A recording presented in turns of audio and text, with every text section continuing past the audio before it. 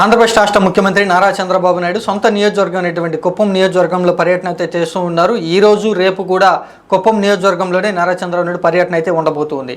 అయితే ఈ సందర్భంగా కుప్పం నియోజకవర్గ ప్రజలకు అంటే వరుసగా తనను 8 సార్లు గెలిపించారు కాబట్టి ముఖ్యమంత్రి హోదాలో తొలిసారిగా కుప్పం నియోజకవర్గానికి వచ్చినటువంటి సందర్భంలో ఆ కుప్పం నియోజకవర్గానికి వరాల జల్లును అయితే నారా చంద్రబాబు కురిపించడం జరిగింది. మళ్ళీ జన్మంటూ ఉంటే గనక కుప్పం వాసిగానే పుడతానంటూ కూడా నారా చంద్రబాబు నాయుడు కొంత ఎమోషనల్ అయినటువంటి పరిస్థితి. ఇక కుప్పం నియోజకవర్గాన్ని ఎక్కడా లేనట్టు విధంగా రాష్ట్రంలో ఎవరో చేయనటువంటి విధంగా అభివృద్ధి చేస్తారని, మున్సిపాలిటీని కూడా పెద్ద ఎత్తున కూడా అభివృద్ధి చేస్తారని, మున్సిపాలిటీలో ఉన్నటువంటి అన్ని గ్రామాలను కూడా రహదారులు వేస్తారంటూ కూడా నారా చంద్రబాబు నాయుడు హామీలు అయితే ఇవ్వడం జరిగింది. అలాగే కుప్పం నియోజకవర్గానికి అతి త్వరలోనే విమానాశ్రయం కూడా తీసుకొచ్చేందుకు కృషి చేస్తారంటూ కూడా నారా చంద్రబాబు నాయుడు భారీ హామీలు అయితే ఇవ్వడం జరిగింది. ఇక నియోజకవర్గానికి సంబంధించి ఔటర్ రింగ్ రోడ్డు, భూగర్భ డ్రైనేజీలు కూడా ఏర్పాటు చేస్తారంటూ హామీలు వరాలను అయితే నారా చంద్రబాబు నాయుడు కుప్పం నియోజకవర్గ ప్రజలకైతే ఇవ్వడం జరిగింది. గిరిజన ప్రాంతాల్లో MDU వాహనాల ద్వారా రేషన్ బండి వాహనాల ద్వారా రేషన్ పంపిణీ ప్రక్రియ అనేది నిలిపివేస్తున్నట్లు మంత్రి గుమ్మడి సంధ్యారాణి అయితే ప్రకటించడం జరిగింది.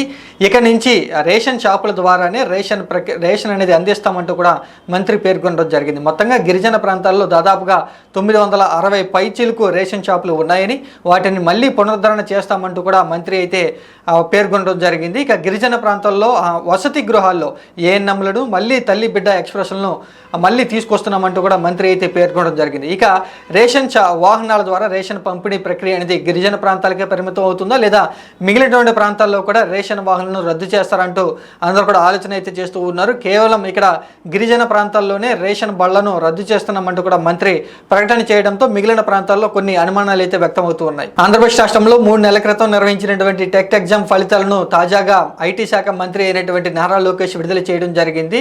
గతంలో వైసీపీ పార్టీ ప్రభుత్వం అధికారంలో ఉన్నప్పుడు టెట్ ఎగ్జామ్ అయితే నిర్వహించడం జరిగింది. ఈ ఎగ్జామ్కి దాదాపుగా 2,35,000 పైచీలకు మంది హాజరు కావడం జరిగింది. ఫలితాలు ఎప్పుడెప్పుడు విడుదల అవుతా అంటూ కూడా లక్షలాది మంది నిరుద్యోగ టీచర్లు అయితే ఎదురు చూస్తున్నటువంటి సందర్భంలో వారందరికీ కూడా నారా లోకేష్ గుడ్ న్యూస్ చెప్తూ టెట్ ఎగ్జామ్ ఫలితాలను అయితే విడుదల చేస్తూ కూడా అతి త్వరలోనే మరొకసారి టెట్ ఎగ్జామ్ను నిర్వహించబోతూ ఉన్నామని, ప్రస్తుతం ఉత్తీర్ణ కానటువంటి వారు నూతనంగా BED, DED పూర్తి చేసినటువంటి నిరుద్యోగ యువత అంతా కూడా టెట్ ఎగ్జామ్ కోసం సన్నద్ధం కావాలంటూ కూడా నారా లోకేష్ పిలుపునైతే ఇవ్వడం జరిగింది.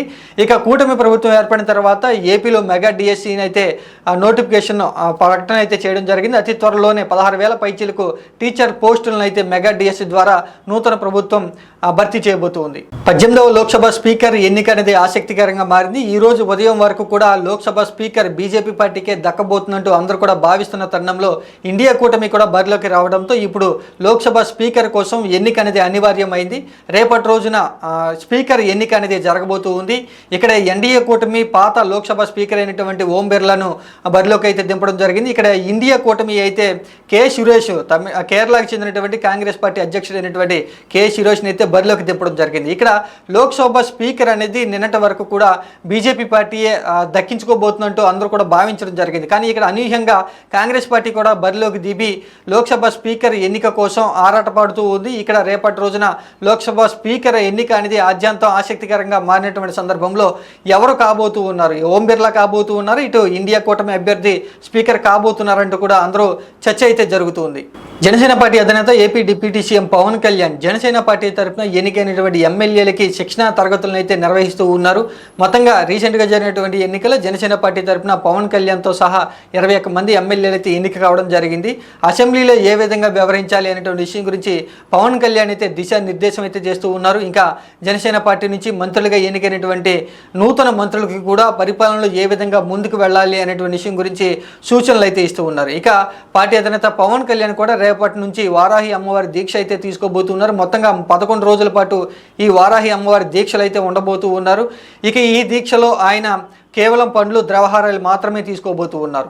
ఇక వారాహి అమ్మవారి దీక్ష తీసుకునే ముందు జనసేన పార్టీ నుంచి ఎన్నికైనటువంటి ఎమ్మెల్యేలకి పవన్ కళ్యాణ్ అయితే దిశానిర్దేశం అయితే చేస్తూ ఉన్నారు. ఆ తర్వాత రేపటి నుంచి 11 రోజుల పాటు దీక్షలు అయితే ఉండబోతూ ఉన్నారు. వైసీపీ పార్టీ అధినేత ఏపీ మాజీ CM YS Jaganmohan Reddy AP assembly speaker Ayyanna పాత్రుడికి ఒక లేఖనైతే రాయడం జరిగింది. ఈ లేఖలో తనకు ప్రతిపక్ష హోదా కల్పించాలని, ప్రతిపక్షంలో ఉండి ప్రజా సమస్యల మీద పోరాటం చేస్తానంటూ కూడా YS Jaganmohan Reddy assembly speaker దృష్టికి అయితే తీసుకురావడం జరిగింది. ఇక రీసెంట్గా జరిగినటువంటి అసెంబ్లీ సమావేశాల్లో తనకు ప్రతిపక్ష హోదా ఇవ్వకూడదని అధికార కూటమి వ్యవహరించిందని, దానికి సంబంధించి మంత్రుల తర్వాత తనకు ప్రమాణ స్వీకార అవకాశం కల్పించారు కాబట్టి ఇదంతా కూడా ఒక ప్లాన్ ప్రకారం జరుగుతుందని, తనకు ప్రతిపక్ష హోదా రాకోకుండా అధికార కూటమి అడ్డుపడుతుందంటూ కూడా వైఎస్ జగన్మోహన్ రెడ్డి స్పీకర్ దృష్టికి అయితే తీసుకురావడం జరిగింది.